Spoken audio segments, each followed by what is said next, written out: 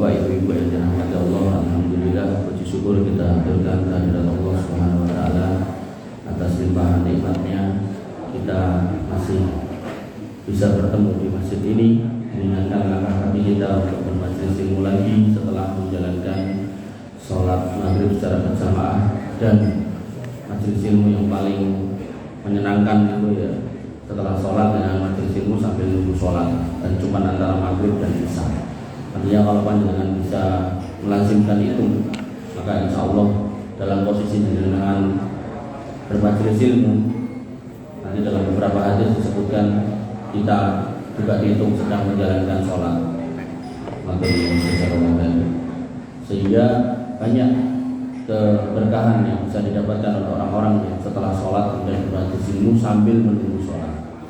Bapak Ibu yang dirahmati oleh Allah Subhanahu wa taala, kita masih dalam pembahasan kitab Riyadhus Shalihin. Kita masuk di bab 2 dengan judul taubat, artinya yang bab ikhlas sudah selesai.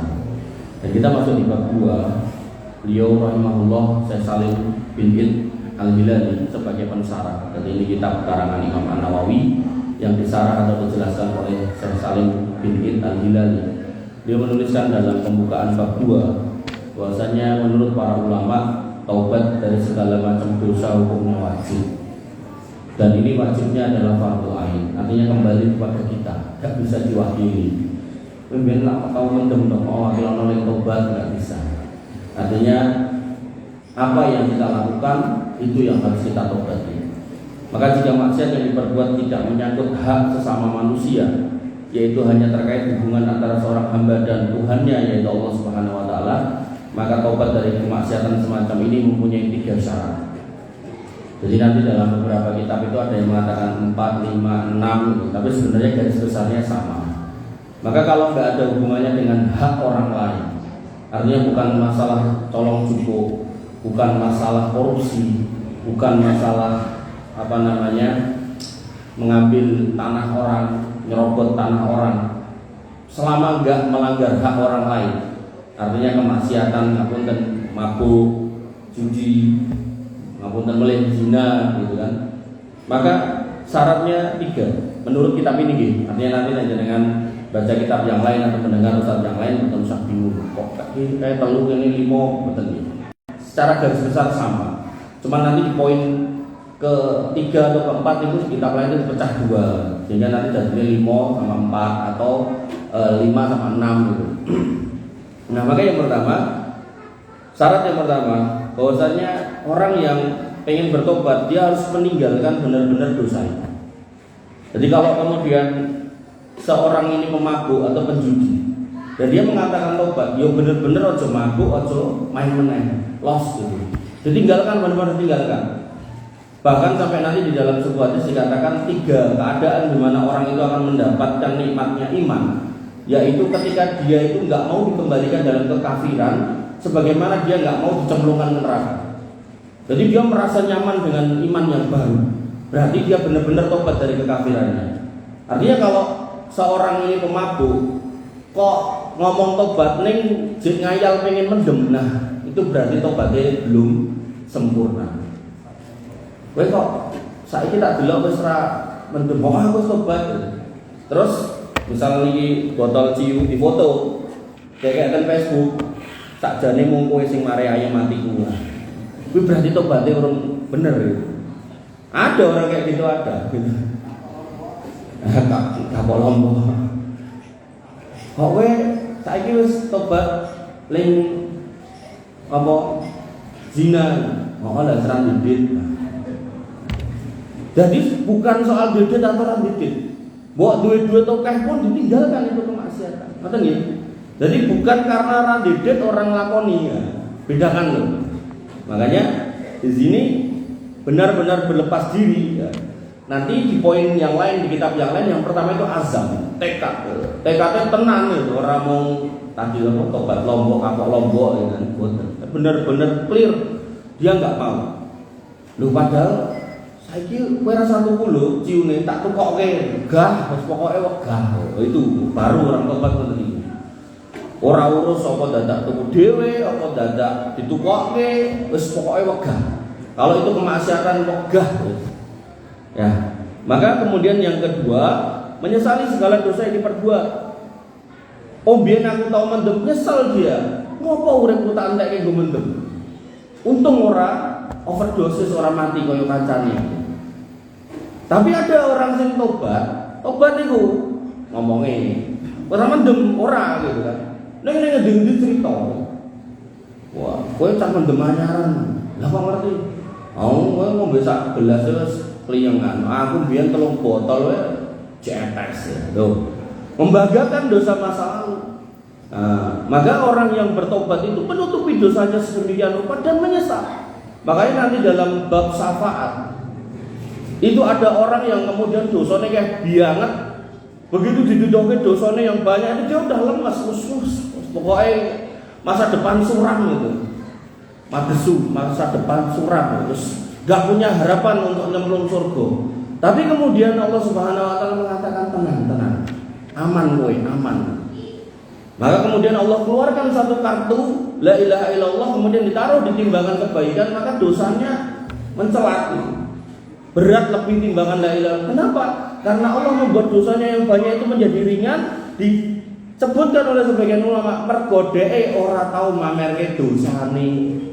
Makanya Nabi mengatakan kullu ummati mu'afan illa al-mujaharah. Jane umatku ki akeh sing tak ampuni, diampuni, banyak, hampir semua diampuni kecuali al-mujaharah.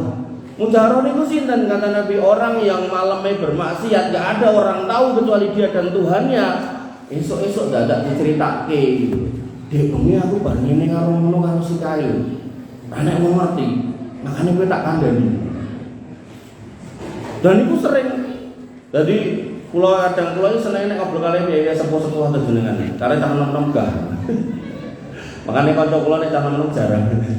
Karena saya seneng itu kalau orang tua itu bercerita tentang perjalanan hidupnya, nanti ben saya nek ngalami perjalanan saya nggak perlu kejungkel kayak jenengan. Jadi, oh Pak Eka cerita nek lewat kono nek kiri galak ya. Jadi aku pernah lewat kono ibaratnya ngoten ngoten. Makanya saya seneng kalau ngobrol sama orang-orang sepuh gitu.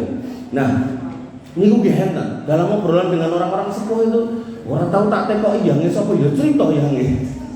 Orang tahu tak tekoki nom-nomane senenge apa ya cerita senengane mendem, senengane main gitu. Nah, hal-hal seperti ini nguntulung mangren gitu. Mangren. Kalau memang enggak ada faedahnya, enggak usah diceritake.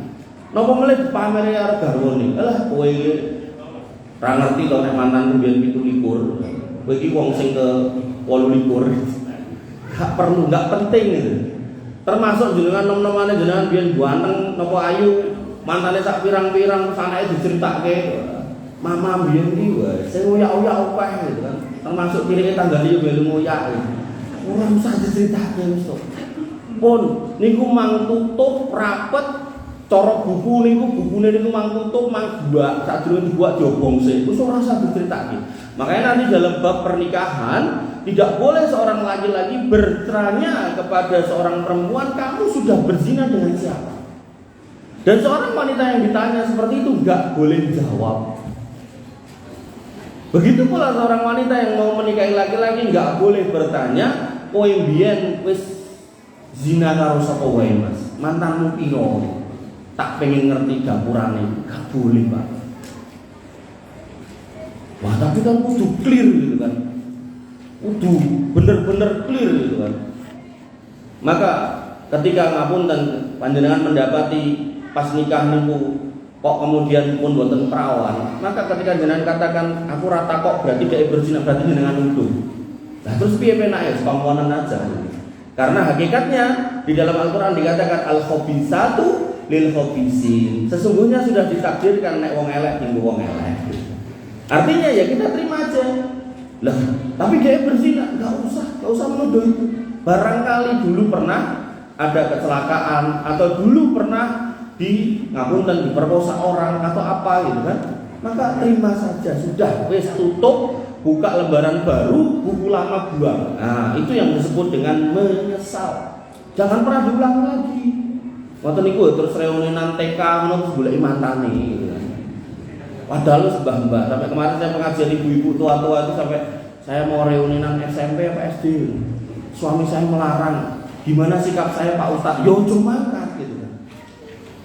Artinya kalau panjenengan bener-bener ngapunten ada potensi fitnah di situ. Nah emang mau mangkat, ya ajak suaminya, ajak istrinya. Bahkan ngapunten ada ustadz yang ngomong bahwasanya seorang istri ngecek HP suaminya itu haram, nek saya enggak. Malah HP itu enggak tak kunci, cekan gitu. Karena yang namanya iman, yang namanya nafsu niku wis ra karu-karuan, apalagi godaan. Napa mulai jek 6 ganteng kados kula ngoten niku. Lho, ora ngandel to. Ngandel to? Ngandel. Tombong ngantuk wae. Mosok kula kok tinggal madang. Lah kaya disuguh lho. Nek ngomong karo mangan terus piye nyiprat-nyiprat. Wong nama-nama. Pokoknya nek kula bejekan aku dilebokke ati. Ndak dadi penyakit. Jadi yang pertama benar-benar meninggalkan dosanya. Kemudian yang kedua nyesel. Jangan pernah dibanggakan. Sopo wae kok jangan pernah dibanggakan. Nah, kemudian yang ketiga berazam untuk tidak mengulangi lagi selama-lamanya. Punya tekad kuat terus ora, ora. Oh coba gratis, aku bar mendem kok edit sayuto ora. Kowe lali kok enake mendem. Ngerti kelingan. Nek kuwi dosa emoh gitu. Makanya surga kalian neraka itu pernah berdebat. Dan kemudian Allah mengatakan kepada mereka, "Hei surga, kowe tak ciptake dan sing mlebu kono mesti wong-wong sing bakal ngrasake perjuangan rekoso nggo mlebu kono." Wong salat niku kan mboten gampang. Sabar niku mboten gampang. Poso niku mboten gampang. Begitu pula kepada neraka Allah mengatakan, "Kowe tak ciptake, tak hiasi dengan hal-hal sing penak-penak." Memang dirasake penak. Mendem, zina, main gitu kan. Penak-penak maling, coba wong bar maling niku terus nggih jajan, bar korupsi niku sosok bar korupsi, terus sosok nggih umroh, nggih haji, ngoten itu. Penak gitu loh. Makanya benar-benar surga itu dihiasi dengan perjuangan. Bahkan disuruh jihad, mengorbankan jiwa raga, darah menetes. Bahkan itu pun juga dilakukan Nabi SAW sampai giginya tanggal coba. Maka jangan pernah ya jenengan punya slogan kaya penyanyi ini kok. Napa? Muda foya-foya, tua kaya raya, mati masuk surga. Lah surgane sapa gitu. Niku longgo, Pak. Mau nenten niku kudune sadurunge mati niku tobat sik gitu lho. Ada tengah-tengahe. Muda foya-foya, tua kaya raya, sebelum mati tobat dulu lah, mati masuk surga. Mungkin itu masih masuk. Tapi nek mau ngoten niku longgo. 1001, Pak. Di antara 1000 orang enek wong belum tentu ada satu. Longgo banget gitu. Makanya yang harus jenengan pahami nek ada orang ngomong aneh-aneh ngoten niku mboten usah direkam. Pokoknya selama ora hadis, ora Quran, ora ayat, ora sunnah wis ora usah dieling-eling, ngebak-baki pikiran. Wong kula kadang bar kenalan kali wong ngono sesuk lali jenenge sapa to kae. Bapak Ibu yang dirahmati oleh Allah Subhanahu wa taala, apabila salah satu dari ketiga syarat tersebut tidak terpenuhi kata beliau rahimahullah, maka tobat seseorang dianggap tidak sah. Jadi enggak sah ketika orang itu ngapunten nggih, misalnya wong lanang seneng banget kali mbak-mbak sing gaene tawa teng dalan. Alasannya klasik. Aku golek wong wedok muslimah sing kudungan ditolak terus. Bener-bener kula nate lho Pak goleke jodoh niku nganti ditolaki ping 5 apa ping 7 ngono. Kula lali. Padahal niku yo bocah apik jane wong ten zaman kula sekolah niku termasuk juara umum gitu. Nah, ngapunten mungkin orangnya kemudian putus asa, ya tak golek wong wedok ora bener wae lah. Akhirnya ketemu. Mbak, ayo nikah karo aku. Oh Mas, aku gelem karo kowe gitu. Ning enek syaratnya Mas. Oh Mbak, apa Mbak? Saiki nek aku sewengi entuk sak yuta ya paling ora kowe bendina gaji aku sak yuta. Nek niku terucap dari wanita itu, maka tobatnya enggak sah. Dan ketika tobatnya enggak sah, maka seorang wanita yang berprofesi sebagai PSK itu diharamkan buat laki-laki yang beriman. La yankihu zani ila zaniyatan aw musyrikah. Seorang laki-laki yang pezina. Nek bahasa anune napa digulu. Niku kalau kemudian mau menikah dia hanya boleh menikah dengan laki-laki yang musyrik atau juga perempuan dengan perempuan musyrik atau perempuan yang perzina juga. Gak boleh nikah sama orang beriman kecuali dia udah tobat. Makanya dalam kasus tadi kalau dia tobatnya bersyarat seperti itu, maka nggak boleh dinikahi oleh orang beriman. Tapi nek kemudian tak nikahi mbak, ning tobat gitu. Oh mas, terus aku ya mung ngene, kerjaku ya mung gojek, paling sedina sewengi entuk mung 100, sapopo mas, wong aku ki ya mung goleki imamku dienggo bimbing aku ning surga ning akhirat. Nah itu insyaallah boleh. Ning syaratnya dia harus melakukan barok dulu.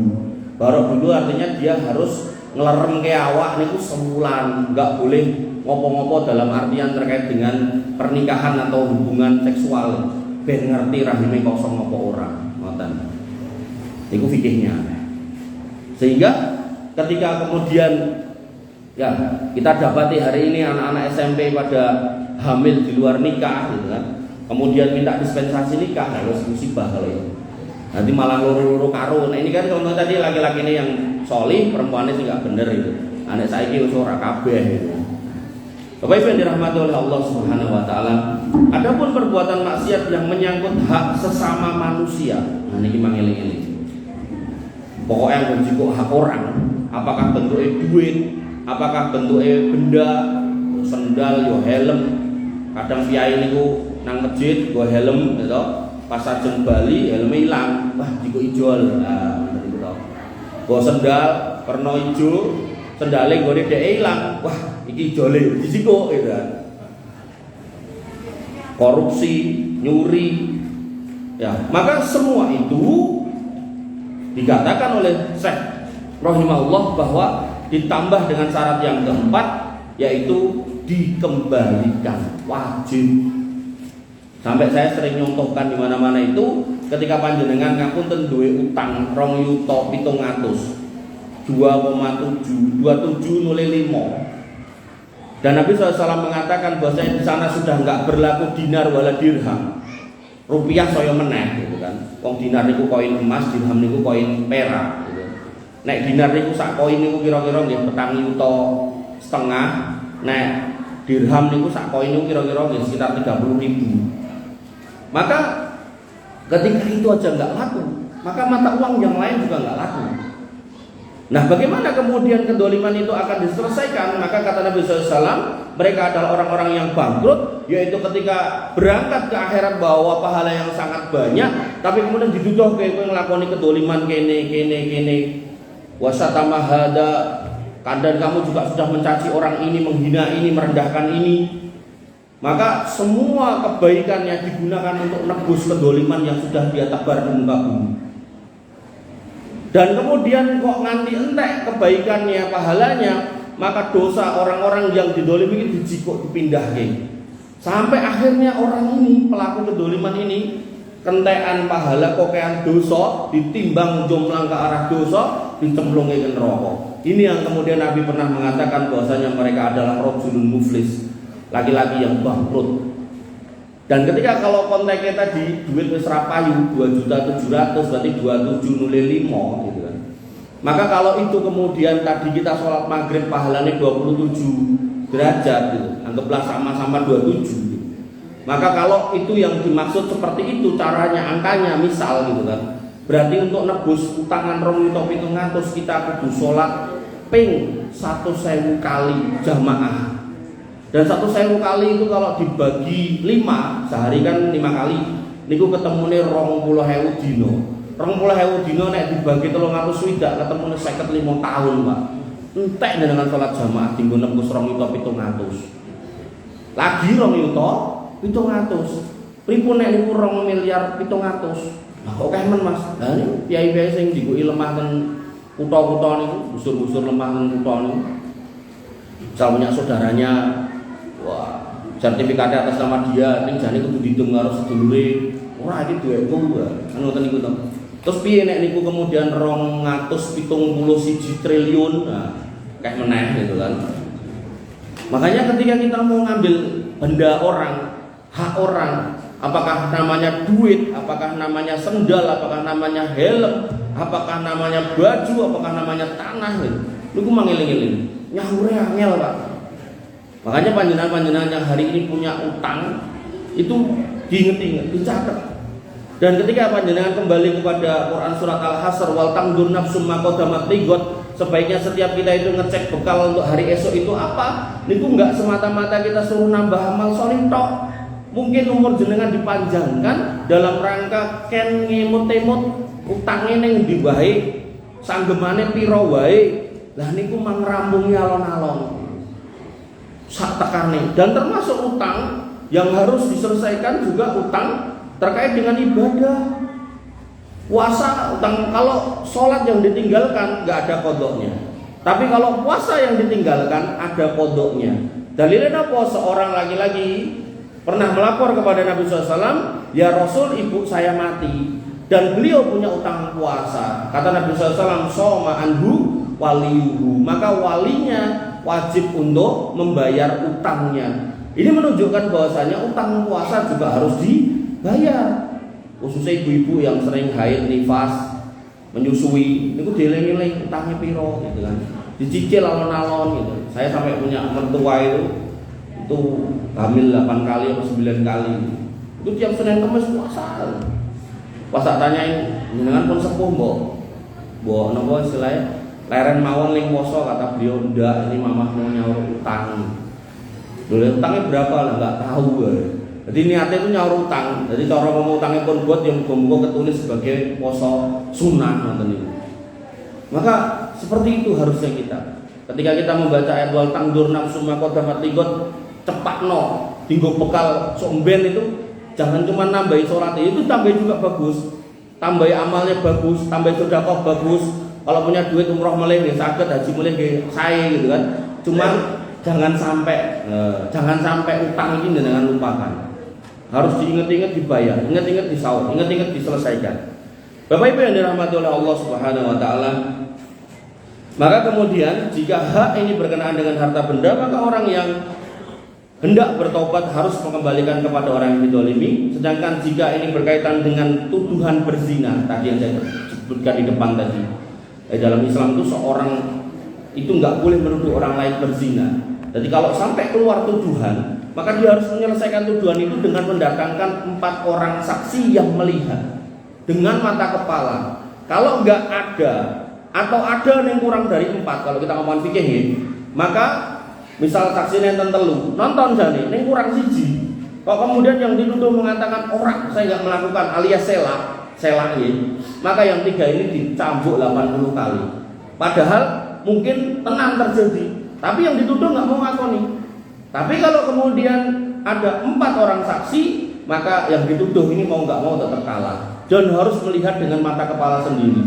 Makanya dalam kisah perzinahan yang kemudian dirajam sampai mati, itu hampir-hampir nggak ada 4 orang saksi ini, nggak ada. Rata-rata terjadi semua itu hukuman rajam itu karena para pelakunya ngaku dan minta dihukum. Benten meleh niku mangke bae. Jadi mboten enten seorang berzina kemudian dirajam karena 4 orang saksi. Kan ini sulit.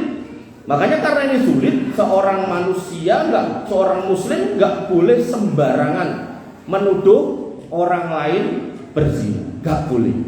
Satu-satunya yang boleh mengatakan itu seorang suami kepada istrinya, ning ditutuke ngangge sumpah li'an. Dia bersumpah 4 kali kalau istri saya berzina, demi Allah istri saya berzina, demi Allah istri saya berzina, sampai yang kelima, nek saya berdusta saya siap mendapat laknat Allah. Nah istrinya balas, demi Allah saya enggak berzina, demi Allah saya enggak berzina, demi Allah saya enggak berzina.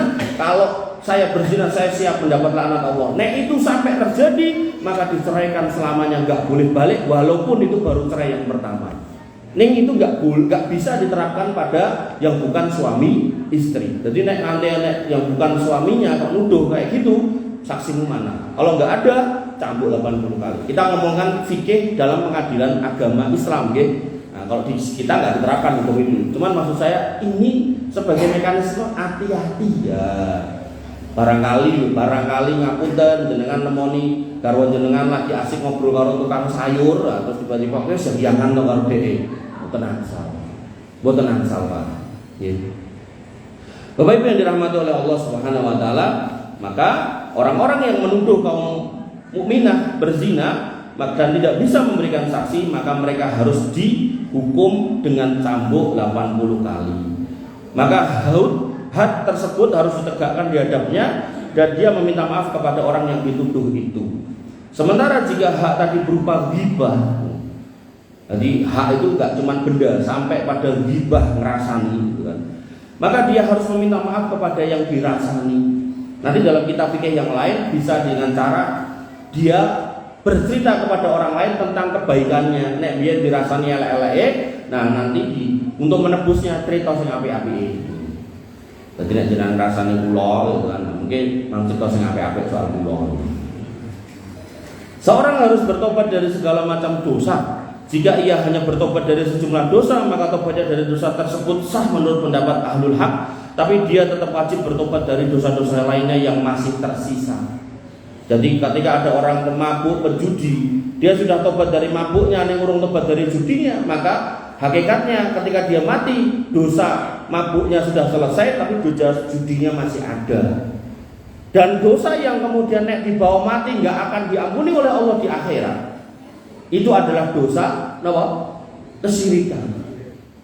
Allah Subhanahu wa taala mengatakan bahwasanya innallaha la yaghfiru ayyushraka bihi wa yaghfiru ma duna dzalika liman yasha. Allah Subhanahu wa taala bisa mengampuni dosa selain syirik, tapi kalau syirik enggak. Sehingga orang-orang yang ngapunten nom-nomane biyen tau medukun gitu kan, mungkin masang togel kok gagal terus akhirnya medukun gitu kan, maka nek jenengan nanti nglakoni niku mah tobat. Karena ini nanti kalau dibawa mati enggak bisa diselesaikan. Mboten enten sabun sing iso ngubah. Nggih sih mboten enten. Makanya Nabi mengatakan at-taibu minad dambi kama la dambalau. Orang-orang yang bertobat dari dosa itu hakikatnya kayak orang yang enggak pernah dosa. Maka tobat di sini juga harus detail. Tobat sing endi gitu. Oh tobat dari nyolong ya wis tobat dihapus dosa itu. Terus baleke urung dute empun ya wis hilang. Oh biyen yo mendem tobat dari situ juga. Makanya ketika panjenengan dapati sholat antara sholat satu dengan yang lain ini menghapus dosa, kemudian wudu dengan wudu menghapus dosa, umroh dengan umroh menghapus dosa, maka para ulama mayoritasnya berpendapat dosa yang dimaksud dosa kecil. Karena dosa besar wajib tobat. Dan dosa besar itu ada kitabnya tersendiri. Ibnu Rajab Al-Hambali ngarang kitab namanya Al-Kabair. Di situ ada 76 dosa besar. Niki nek jenengan jeneng toke kula ten Masjid Taqwa Sumber dinten Rebo ning waliane niki 1 3 menika 24. Jadi enten menika bahas dosa-dosa besar. Maka yang harus kita pahami bahwasanya ketika kita diminta untuk mempersiapkan tentang masa depan kita, pahalanya silakan. Ning jangan lupa mang imut-imut dosane juga nopo. Mang selesaikan dengan bertobat mumpung masih ditambahi umur oleh Allah Subhanahu wa taala. Bapak Ibu yang dirahmati oleh Allah Subhanahu wa taala, maka banyak dalil dari Al-Qur'an dan Sunnah maupun ijma' para ulama yang mengharuskan tobat bagi pelaku maksiat. Dalilnya turah-turah, termasuk mungkin bab ini juga membahas dalil ya, tapi ini baru pembukaannya. Tobat tidak lain peristirahatan pertama bagi orang yang menempuh jalan menuju kebenaran di sisi Allah yang Maha Kuasa, sekaligus sebagai permulaan bagi orang yang meniti jalan menuju alam akhirat. Setiap kita pasti mati, dan setiap yang mati pasti akan diminta untuk bertanggung jawab. Faman zuhziha 'anil nar wa udkhilal jannah, siapa yang kemudian diselamatkan dari api neraka dan masuk surga, faqad faz, itulah orang yang beruntung. Maka nek bisa jangan masuk surga ning dadak mampir neraka, nek iso langsung. Makanya dalam permintaan masuk surga itu selalu diiringi dengan permintaan selamat dari api neraka. Karena mampir ke neraka itu bukan perkara ringan. Sampai yang namanya Abu Thalib ketika diminta oleh ponakannya yang merupakan Nabi kita Shallallahu Alaihi Wasallam untuk mengucapkan la ilaha illallah itu nggak mau. Dan Nabi Muhammad SAW mintakan ampun juga enggak boleh. Maka nali nabiyin waladina amanu ayastaghfiru lil musyrikin. Ora pantas, ora patut wong beriman nabi ning jaluke ngapura ning gone wong musyrik. Mimba timata bayyana lahum annahum ashabul jahim, setelah jelas nek wong musyrik kuwi nyemplung neraka jahim. Maka Allah pun tetap memberikan rahmatnya kepada Nabi Muhammad SAW, sehingga hikmahnya Abu Thalib diberikan keringanan adab ning tetap ten neraka.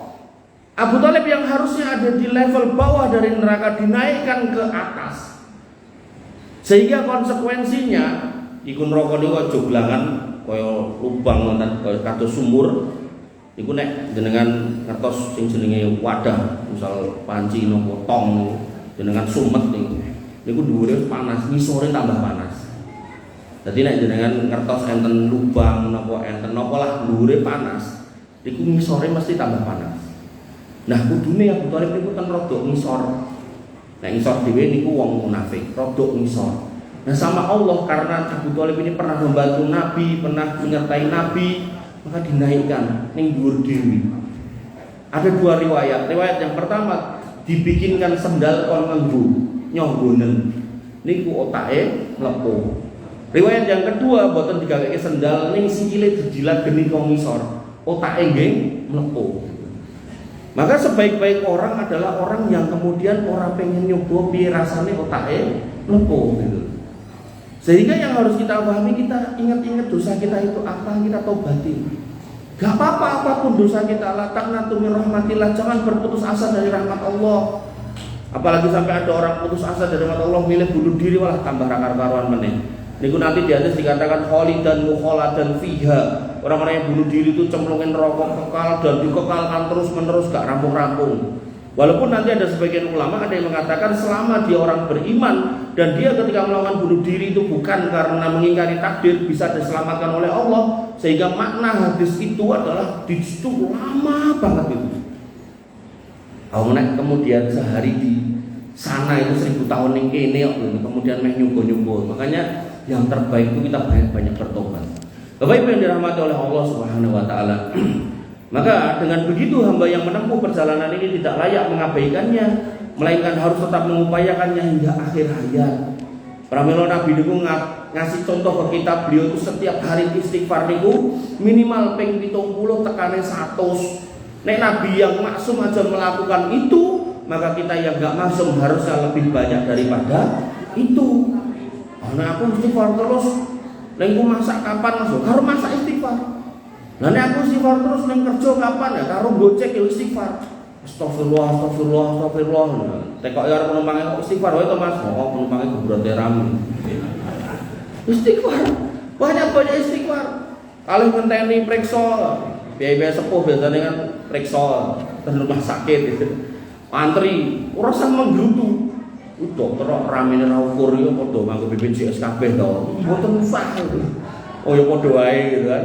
Istighfar ning kathah astagfirullah, astagfirullah. Mas kesel istighfar ya sholawat ya entuk Allahumma sholli ala Muhammad. Kesel meneh ya tasbih ya entuk, tahlil entuk. Ruwake dene caknan ora usah wis tuwek gitu. Terus usah. Bapak Ibu yang dirahmati oleh Allah Subhanahu wa taala, beliau kemudian mengatakan bahwasanya andai pun harus berpindah dari satu tempat peristirahatan ke tempat peristirahatan lainnya, maka dia harus tetap meneguhkan niatnya serta terus merangkulnya sehingga tobat merupakan awal dan akhir perjalanan seorang hamba di dalam mengarungi kehidupan ini. Jadi ibaratnya jenengan mlebu masjid iso gampang istighfar, jenengan medal ing masjid kemudian ajeng kondur Pak Topo ajeng kondur dan putih niku telungan karo istighfar tekan omah lak genep entuk 500 gitu. Mboten napa-napa timbang dadak ngomongke aneh-aneh. Jadi terus jenengan ning Indonesia ra jadi istighfar, jenengan arep pindah ke Amerika ora saged istighfar, banyak bertobat gitu. Sehingga tobat ini merupakan sebuah perjalanan seorang orang yang beriman dalam menjalani hidupnya. Sungguh kebutuhan seorang akan tobat pada akhir hayatnya begitu mendesak sebagaimana kebutuhannya pada awal hidupnya. Jadi saking kita itu jangan sampai nyemplung neraka. Maka yang harus jenengan pahami adalah ketika jenengan telat ling mangane sok rasa luwe, maka harusnya orang beriman tuh alarmnya nek nganti jek enek dosa nemplek gelisah dia. Iki apa to kok ora nyaman uripku, ora tenang lingku apa namane dikir salat ora khusyuk, enek dosa apa to. Sampai sebagian ulama mengatakan nek kamu subuh ra iso tangi, ceken barangkali ndek bengi kowe maksiat. Oh iya tenan wong arep turu aku dadak nonton sing aneh-aneh. Itu. Makanya setiap maksiat itu akan menghadirkan keburukan. Sampai ada ulama yang mengatakan, nek rumahmu itu ada tikus, ada binatang-binatang yang di situ kita disuruh membunuh ular segala macam, kok nanti masuk rumah, maka coba dicek barangkali penghuninya melakukan kemaksiatan. Itu aku. Barangkali putra jenengan ketika di dalam kamar ditutup, ternyata jenengan injeng dhek lagi nonton film-film ra cetha. Wong sakniki HP niku gampang, karek lebokke napa niku metu gitu kan. Makanya ini yang harus kemudian kita awasi. Bapak Ibu yang dirahmati oleh Allah Subhanahu wa taala, permulaan tobat seorang hamba merupakan penyesalan. Lalu penyesalan melahirkan keinginan keras untuk berubah. Dan kesengajaan dalam menghindari keburukan itu bagian dari pertobatan. Makanya sampai dikatakan sifat orang-orang yang beriman yaitu menjauhi tarkuhu ma la ya'nihi. Begitu ketok waduh kayak kumpulane wong mendem wegah lewat kono menggo. Nanti nek tekan kono konangan, kowe mbiyen kan ning kene linggohmu. Kok kowe saiki sok alim gitu kan. Nah, mending daripada ketemu mereka minggir. Makanya di dalam Al-Quran dikatakan wa ibadur rahman alladzina yamsuna 'alal ardi hauna. Yang namanya hamba Allah Ar-Rahman niku nek mlampah ten dure donya niku mboten kemlindi, mboten kemaki, tapi merendahkan hatinya. Kemudian wa idza khatabahumul jahilun qalu salama. Kalau kemudian dia ketemu sama orang-orang jahil, orang-orang yang pernah mencemari hidupnya dalam masa lalu atau berpotensi mencemari di masa depan, maka dia tetap melewati mereka dengan penuh keimanan. Niku nek imane kuat. Nek imane ra kuat, dipace sithik wis mletre, mendingan ora usah nyedak kan gitu. Bapak Ibu yang dirahmati oleh Allah Subhanahu wa taala, maka seperti dimaklumi kemaksiatan adalah hijab atau penyekat antara hamba dan Rabb-nya. Makanya dikisahkan dalam kitab Arba'in An-Nawawi, bagaimana ada seorang hamba yang bekas safar, kemudian dia berdoa menengadahkan tangan ke langit, ya Rabbi, ya Rabbi, ya Rabbi. Ning ora kabul, kata Nabi, wa mat'amuhu haramun, sing dipangan panganan haram, wa masrabuhu haramun, sing diombe banyu gendeng gitu kan. Wa malbasu haramun, klambi sing digowe klambi colongan. Wa hudiya bil harami, kerjane ning nggon dunia, hitam dunia keharaman. Fa ana yusajabulah, mana mungkin doanya terkabul gitu. Artinya kalau panjenengan itu termasuk orang yang sudah berdoa puluhan tahun meminta sesuatu kepada Allah Subhanahu wa taala kok enggak kabul, maka kemungkinan satu di antara dua, mungkin Allah menginginkan yang lebih baik buat panjenengan, atau bisa jadi kita punya dosa yang kemudian menghalangi doa itu terhijab, tidak sampai kepada Allah Subhanahu wa taala. Kita cek ke belakang, kita cek ke rumah gitu kan. Podo-podo kerja security, Pak. Security halal apa haram? Halal apa haram? Halal. Tapi nek jenengan dari security ning kudine 6 cent mling. Apa Mas? Oh, Mas iki ngerti. Kene rono mesti. Nah, haram Pak jenengan dari security ning ngono. Apa meneh ning ngono melu nuwang lah wis ra karo-karuan. 6 cent ngono kuwi Pak. Engko didudone Mas. Wong jenengan nek mriku yo nek ra didit yo ora mlebu. Bapak Ibu yang dirahmati oleh Allah Subhanahu wa taala, sehingga tobat adalah cerminan kembalinya seorang hamba kepada Allah dari dosa yang pernah kembalinya seorang hamba kepada Allah dari dosa yang pernah diperbuatnya. Artinya gitu, ketika ibu-ibu ini punya anak nakal terus lunga gitu. Mesti dino-dino yang ndongake muga-muga kowe tobat le, muga-muga tobat, kok tiba-tiba pulang. Ulah ku senenge ra karo-karo simboke ini. Maka Allah juga melebihi senangnya daripada senangnya seorang manusia kembalinya anaknya itu. Melebihi itu Allah lebih senang ketika kemudian seorang hamba itu mau pulang kepada Allah Subhanahu wa taala. Makanya puncak dari ketenangan jiwa itu ketika kemudian Allah mencabut nyawa hamba itu dengan mengatakan irji'i ila rabbiki radiyatan mardiyah. Wis wayahe iki lho, Bro, wayahe. Ayo mulai. Panggonmu ora ning kene. Donya sedelo umur wis 70 delo kas mati mosok jek mendem. Ayo prei. Tobat, lereng, dituntut set alon-alon. La ilaha illallah, mati Pak. Makanya kematian terindah itu ketika panjenengan bisa memastikan akhir hidup jenengan itu di atas jalan yang benar. Buat pilih cekap semata dengan sadar kula aturaken, kirang langkung nyuwun pangapunten. Akhirul kalam subhanakallahumma bihamdika asyhadu an la ilaha illa anta astaghfiruka wa atubu ilaik. Assalamualaikum warahmatullahi wabarakatuh.